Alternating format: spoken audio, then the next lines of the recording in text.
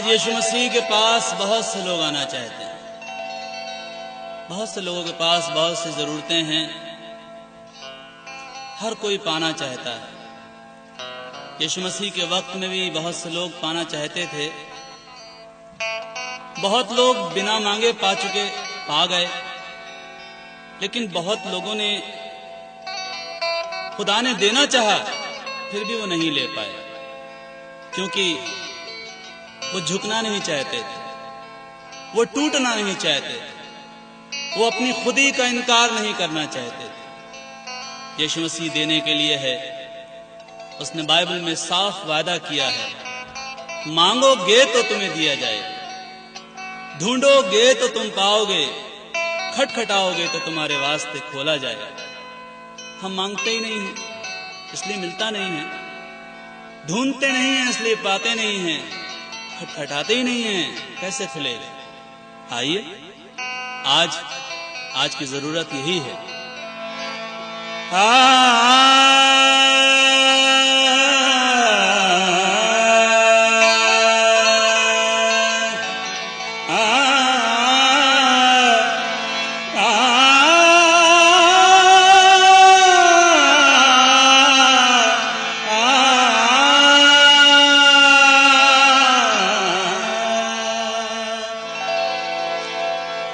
बुलाते हैं सभी को, जाने वाला चाहिए, बरकत वो लुटा रहे हैं, पाने वाला चाहिए। यीशु के दरबार में, यीशु के दरबार में सर झुका कर जाइए। यीशु के दरबार में सर झुका कर जाइए। यीशु के दरबार में सर झुका कर जाइए। यीशु के दरबार में सर झुका कर जाइए। यीशु के दरबार में। देखिए, यीशु मसीह कहीं और जा रहे हैं, किसी और को चंगाई देनी है। तभी एक औरत जो 12 साल से बीमारी में थी, वो चुपके से ये सोचती है कि अगर मैं यीशु मसीह के कपड़ों को छू लूंगी तो मुझे चंगाई मिल जाएगी, मैं अपनी बीमारी से अच्छी हो जाऊंगी। वो औरत आती है, चुपके से कपड़ा छूती है और वाकई चंगी हो जाती है। यीशु मसीह जान जाते हैं कि मुझे किसी ने छुआ। वो कहते हैं, कौन है जिसने मुझे छुआ? वो औरत डरती और कांपती भी आती है और कहती है, मैंने तुझे छुआ। यीशु मसीह बोलते हैं, जा, तेरे ईमान ने तुझे अच्छा कर दिया। अजीजों, वो औरत जिसकी बीमारी लाइलाज थी, वो उस बीमारी में अपना सारा रुपया गंवा चुकी थी, अब मुफ्त में चंगाई पाकर, अब मुफ्त में अच्छी होकर जब अपनी गांव में, अपनी गलियों में, अपनी बस्ती में गई होगी, उन हकीमों ने, उन तबीबों ने देखा होगा, लोगों ने देखा होगा, वो हैरत से पूछ रहे होंगे, अरे तू कैसे अच्छी हो गई, तुझे किसने अच्छा किया? वो यही नहीं कह रही होगी, वो यही कह रही होगी, यीशु के दरबार में सर झुका कर जाइए। यीशु के दरबार में सर झुका कर जाइए। यीशु के दरबार में सर झुका कर जाइए। यीशु के दरबार। एक बार एक और औरत ऐन ज़िना के वक्त पकड़ी गई। समाज के बड़े बड़े धर्म के ठेकेदारों ने उस पर तोहमत लगाई और यीशु मसीह की आजमाइश करने लगे और पूछने लगे, हे उस्ताद, हमारी शरीयत में लिखा है ऐसी औरत को तो पत्थरों से मारना चाहिए, बता हम क्या करें? यीशु मसीह ने कुछ नहीं कहा, बल्कि जमीन पर बैठकर लिखने लगे और कहा, तुम में से जो भी बेगुनाह हो वो पहला पत्थर मारे। एक एक करके सारे चले गए, किसी ने भी पत्थर नहीं मारा। मारा, यीशु मसीह अकेला रह गया। उसने औरत से कहा, किसी ने तुझे सजा नहीं दी, जा मैं भी नहीं देता।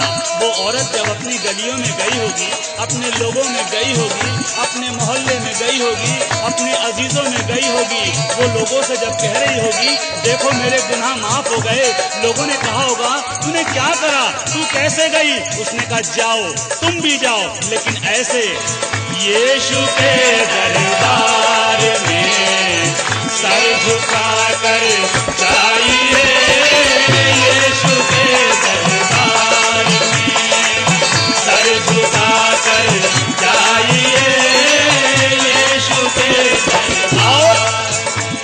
एक फरीसी के घर में दावत थी।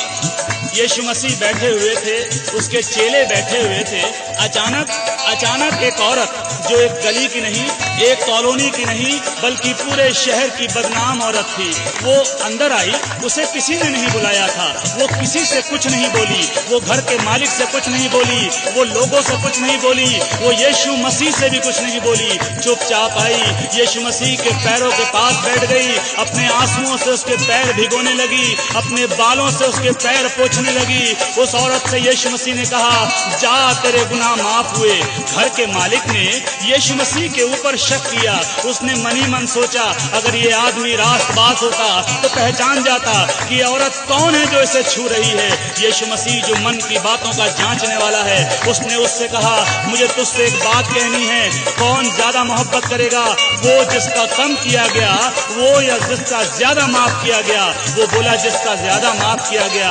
इसलिए यीशु मसीह बोले, मैं तेरे घर में आया, तूने मुझे पांव धोने के लिए पानी नहीं दिया, लेकिन इस औरत ने अपने आंसुओं से मेरे पैरों को धोया है। तूने मेरे गाल पर चूमा नहीं दिया, लेकिन इसने मेरे पैरों को चूमना नहीं छोड़ा है, इसीलिए इसके गुनाह जो ज्यादा थे माफ हुए। मेरे प्यारों, जब वो औरत अपनी गलियों में गई होगी, अपने शहर के बदनामियों में पहुंची होगी, जो लोग उसे देखकर मुकर जाते थे, जो लोग उसे देखकर मुंह छुपा लेते थे, वो लोगों के सामने बड़े हियाव के साथ, बड़े दिलेरी के साथ कहती होगी, आओ देखो उस खुदावंत को जिसने मेरे गुनाहों को माफ कर दिया, तुम्हें भी माफी मिलेगी। लेकिन ऐसे जाना यीशु के दरबार में, यीशु के दरबार में सर झुका कर जाइए, यीशु के दरबार में सर झुका कर जाइए,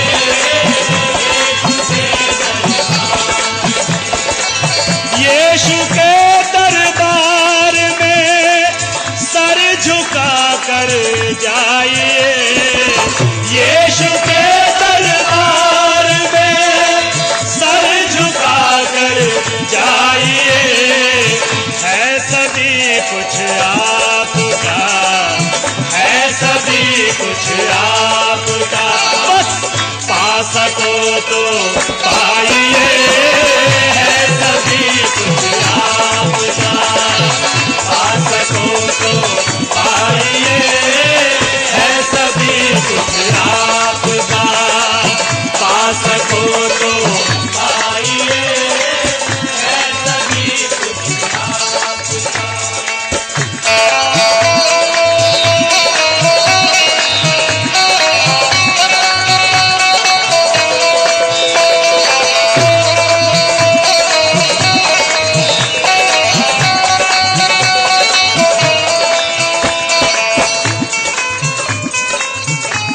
जीवन की रोटी के बारे में बहुत सुना होगा। कहाँ है वो जीवन की रोटी? आसमान पर नहीं है जो चढ़ के लानी पड़े, जमीन के नीचे भी नहीं है कि गहराई तक जाना पड़े। वो जीवन की रोटी जो मसीही हैं उनके घरों में तो है ही है, बल्कि समाज के और लोगों के घरों में भी वो जीवन की रोटी मुफ्त में दी जाती है। लेकिन मैंने और आपने उस जीवन की रोटी की कद्र करना छोड़ दी है।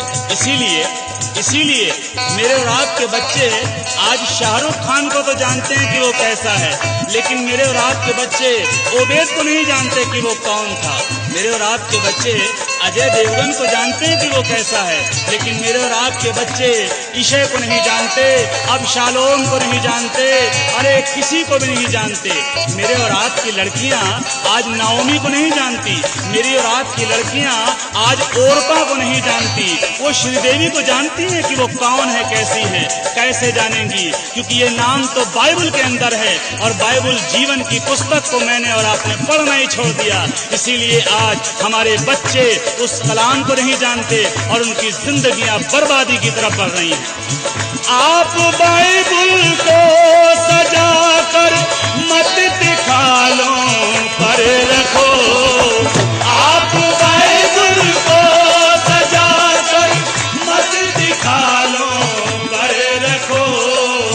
है यही जीवन की रोटी, है यही जीवन की रोटी, खा सको तो खाइए, है यही जीवन की रोटी, खा सको तो खाइए, है यही जीवन की रोटी, खा सको तो खाइए, है यही जीवन।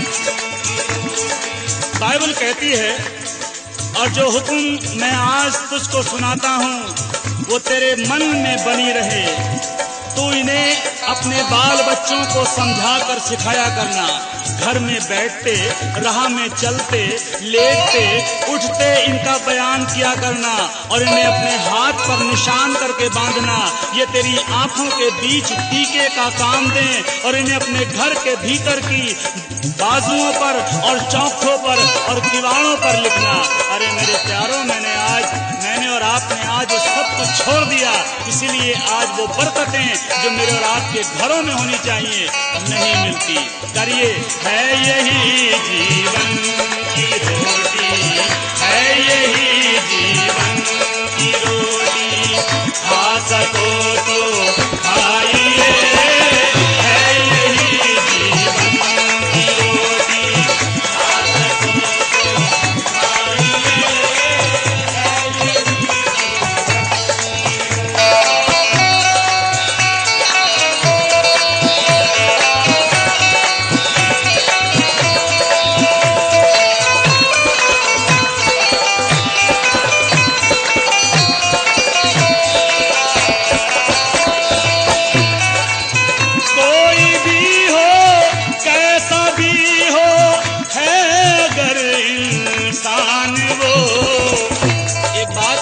एक बात सोच कर रखिएगा, अगर मैं और आप पिक्चर हॉल में बैठे हों और बगल की सीट पर मेरा और आपका दुश्मन आकर बैठ जाए तो क्या पिक्चर हॉल में जाना बंद कर देंगे? क्या पिक्चर से उठ के चले जाएंगे? अगर कहीं शादी में या पार्टी में खाना खा रहे हो, खाना चल रहा हो और बगल में दुश्मन खाने लगे तो क्या खाना छोड़ देंगे? नहीं। लेकिन जब इबादत की बात आती है, जब मीटिंग की बात आती है तो कहते हैं नहीं, हम वहां नहीं जाएंगे, हमारी उनसे लड़ाई चल रही है, वो हमारी मिशन की नहीं है। अरे अजीजों, लड़ाई क्या होती है, मिशन क्या होती है? खुदा एक है, विश्वास एक है, बपतिस्मा एक है, बेटा एक है और आने वाला भी एक है।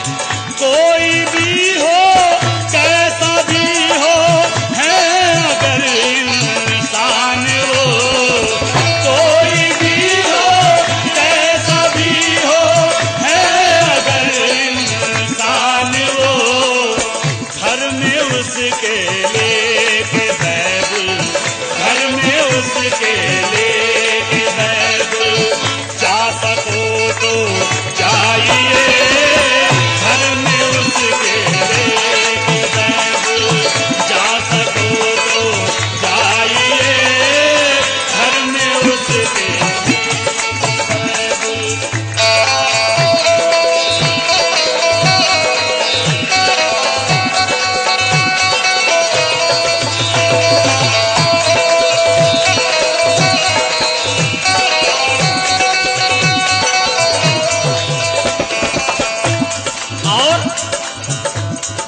जब खुदा ने कोई फर्क नहीं रखा, बाइबल कहती है वो धर्मी पर भी सूरज उगाता है, अधर्मी पर भी सूरज उगाता है। धर्मी के खेत में भी बारिश होती है, अधर्मी के खेत में भी बारिश होती है। जब उसने सबको मौका दिया है। मैं और आप कौन होते हैं भेदभाव करने वाले? मैं और आप कौन हैं जो फर्क करते हैं? वो है हिंदू, वो है मुस्लिम, वो है पापी, वो पवित्र। वो है हिंदू, वो है मुस्लिम, वो है पापी, वो पवित्र। ऐसी बातों की दीवारें, ऐसी बातों की दीवारें ढा सको तो ढाइए। ऐसी बातों की दीवारें ढा सको तो ढाइए। ऐसी बातों की दीवारें ढा सको तो ढाइए। ऐसी बातों की दीवारें।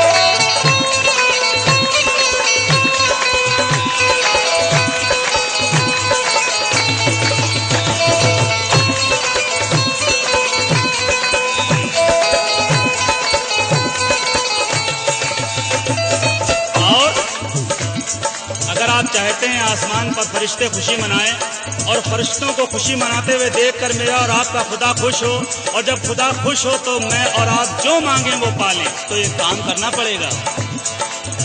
चाहते हो कर फरिश्ते आसमां पर हो मगन, चाहते हो कर फरिश्ते आसमां पर हो मगन।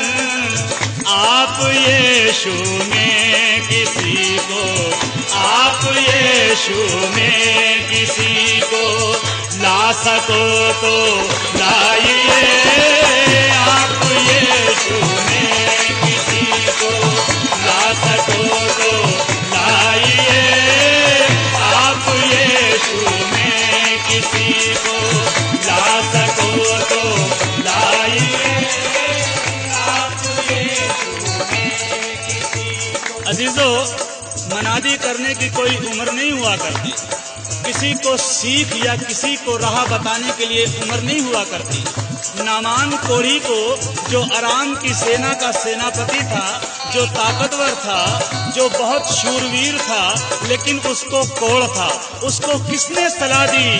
किसने सलाह दी कि काश मेरा स्वामी शोमरोन के भविष्यद्वक्ता के पास होता, वो इसके कोढ़ को ठीक कर देता। अराम के सेनापति को ये बात लग गई। उसने अपने राजा बेन-हदद से चिट्ठी लिखवाई इजराइल के राजा योराम के नाम, और जब राजा योराम को वो चिट्ठी मिली, उसने अपने कपड़ों को फाड़ा, अपने सर पर टाट रखा और उपवास करने बैठ गया, ये कहकर निसंदेह ये योराम के ये जो है अराम के राजा ने लड़ाई का बहाना ढूंढा है। मैं क्या खुदा हूँ जो इसके कोढ़ को ठीक करूँ? तब खुदा के दास ने राजा से कहलवाया, अपने टाट को उतार, अपने उपवास को तोड़ और उसको मेरे पास भेज। जब अराम का सेनापति नामान उसके दरवाजे पर पहुंचा, तब उसने कहा, जा यर्दन में 7 डुबकी मार ले, तेरा कोढ़ ठीक हो जाएगा। और जब उसने अपने यर्दन में जाकर 7 डुबकी मारी, 7वीं डुबकी के बाद उसका जिस्म बच्चे की तरह कोमल हो गया। अरे उसका कोढ़ जाता रहा। मेरे अजीजों, जब वो एक छोटी सी लड़की, वो एक छोटी सी बंधुआ लड़की, वो एक कैदी लड़की एक सेनापति को राह दिखा सकती है, अरे दावे के साथ कह सकती है, मेरे खुदा के पास जाओ तुम्हारा कोढ़ ठीक हो जाएगा। मैं और आप क्या एक छोटी सी बच्ची से गए गुजरे हैं? क्या उस गुलाम लड़की से गए गुजरे हैं? ऐसी बात नहीं है। आज से ही कोशिश करिए, कहिए लोगों से, आप यीशु में किसी को, आप यीशु में किसी को ला सको तो